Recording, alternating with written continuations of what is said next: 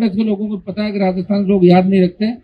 27 में हम लास्ट में आएंगे और 28 के अंदर हम सारे वोट ले लेंगे, लोग वोट दे देंगे। ये आपको याद रखना कि दुख के समय, तकलीफ के समय आपके बीच कौन था, किसने अपनी पूरी जवानी इस राजस्थान के जवान और किसान के लिए खत्म करी, उस व्यक्ति को आपको याद। अपन याद नहीं रखते। कोई आदमी आता है, मैंने देखा चोर, लुच्चे, लफंगे जो पैसा कमा लेते हैं और एकदम से आके मन से बोलते हैं 5 लाख रुपए मेरी तरफ से, लोग ताली बजाओ, मान सम्मान करो, मान। अरे पैसे लाया कहां थी तो पता करो। वो भी बराबर, हम भी बराबर, वही एमएलए, वही एमपी। अपने इन चीजों का ध्यान रखो कि किसका बैकग्राउंड क्या है। अभी जो मैं लड़ रहा हूं ना, मेरी उम्र क्या हुई, 50-51 साल उम्र हुई है। 25 साल पहले मैं कैसे लड़ रहा था, 20 साल पहले मैं कैसे लड़ा, सारी चीज का ध्यान रखो। हर कहीं पीछे हो लेते हो सोशल मीडिया में, कोई दिखा जय हो जय हो, किसकी जय बोल रहे हो, तुम्हें बेचेगा जाके बाजार का। थोड़ा ध्यान रखो भाई, इतनी उतावड़ मत करो। और कोई अब मान लो 70 पार, 75 पार, 80 पार हो गया कि तुम्हारी लड़ाई लड़ लगेगा 20 साल के जवान की तरह। कोई नहीं लड़ेगा लड़ाई देश के अंदर, भूल जाओ इन बातों को। फालतू में किसी को नेता बनने की आवश्यकता नहीं है। हर चीज के बारे में ध्यान रखो कि किसका, अगर राष्ट्रीय लोकतांत्रिक पार्टी के सिपाही हो, अगर मुझे पसंद करते हो तो मैं किसी के पक्ष में बोलूं यस, उसके बाद टूट पड़ो। मेरा इंतजार तो करो कि 25 साल पहले, 30 साल पहले क्या हुआ था, किस तरह लड़के तुम सबको यहाँ लेके आया हूं मैं। बड़े बड़े घराने थे राजस्थान के अंदर जो बराबर नहीं बिठाते थे किसानों को, उनके बेटे, पोते, भांजे, भतीजे वही राज कर रहे थे। मैंने ही निकाल के तुम्हें यहाँ तक लेके आया हूं भाई। मेरे बहुत संघर्ष किया, बहुत तकलीफ पड़ी, बहुत परिवार पर संकट आए।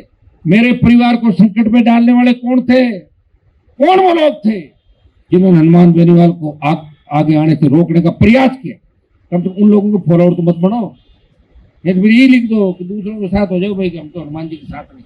पता नहीं किस तरह के लोग हो यार, कैसे समझोगे बताओ? कहीं भी चल देते हो क्या? तो फिर सीट आनी थी 100, फिर आपके हिसाब आ गई 100 सीट। तो मैं तो किसान आंदोलन मिनिस्ट्री छोड़ दी थी सर। हमेशा उसी आदमी को फॉलो करो। चंद लोग, मक्कार लोग ऐसे भी हैं, जब हमारे समाज के बच्चों पे गोलियां मारी जा रही थी उस वक्त कहां थे वो लोग? 2003 से लेके 2025 के बीच मर गए थे क्या? जो अचानक से प्रकट होकर आ रहा है आपके बीच। ध्यान रखो सारी बातों। कौन समझाएगा तुम लोगों को बताओ? अब तुम्हें तो पता नहीं 3 में क्या था, तुम तो ज्यादातर तो 20, 25, 22 साल के हो। तुम्हें क्या पता 1998 में क्या हुआ था? पता है क्या किसी? 1995, 96 में क्या हुआ? हमें हर चीज का पता है। और यही तो लड़ाई लड़ रहे हैं। तभी तो समाज का जो बड़ा तबका है, बड़े अधिकारी है, वो कतई नहीं चाहते कि हम आगे बढ़े, आरएलपी आगे बढ़े। और हम चाहते हैं परिवर्तन करें कि हमारे बच्चों की सत्ता में भागीदारी हो।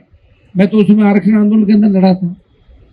मैं एक ही नेता था नया उस समय 97-98 के दौर के अंदर, तो पूरे राजस्थान के अंदर घूमा था।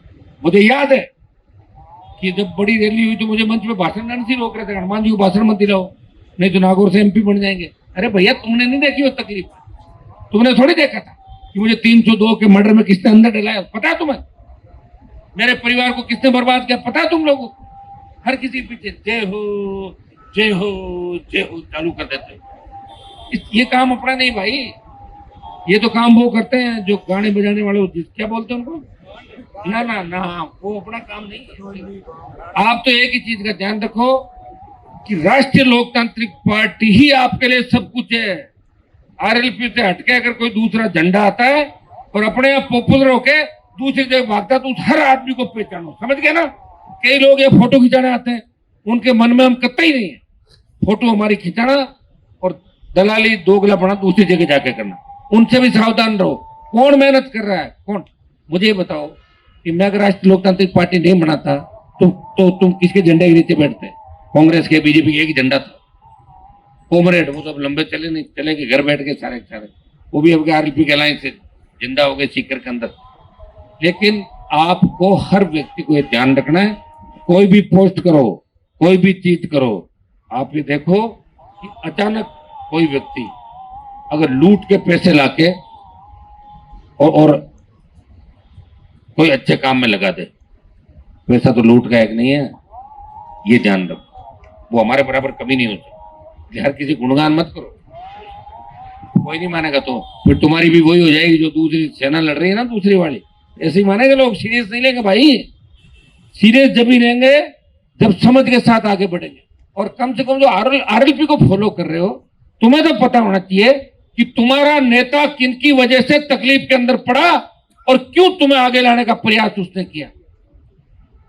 ये तो हर व्यक्ति को पता, अगर ये चीज पता नहीं है तो फिर तुम टाइम ही खराब करो, मेरा भी कर रहा हो, खुद का भी कर रहा हो, क्योंकि तुम तो बदल जाओगे। फिर कोई आके और 27 के अंदर कुछ बड़ा काम कर देगा तो उसके पीछे जय जयकार चालू कर दो, मेरी छोड़ दोगे तुम लोग। क्या चाहिए तुम्हें बताओ भाई, तुम लोग क्या कौन सा संघर्ष चाहते हो बताओ मुझे, कौन सा। आप ये बताओ 2003 से लेके 2025 के बीच किसान कौम पे, हमारी कौम पे जब भी संकट आया, जब भी हार्डकोर अपराधियों ने हमारे बच्चों को निशाना बनाया, वो मर गए थे क्या? वो लोग कहां गए थे? हमारे समाज के उन लोगों से पूछने से तो मर गए थे क्या आप लोग? आए तो नहीं उनको न्याय दिलाने?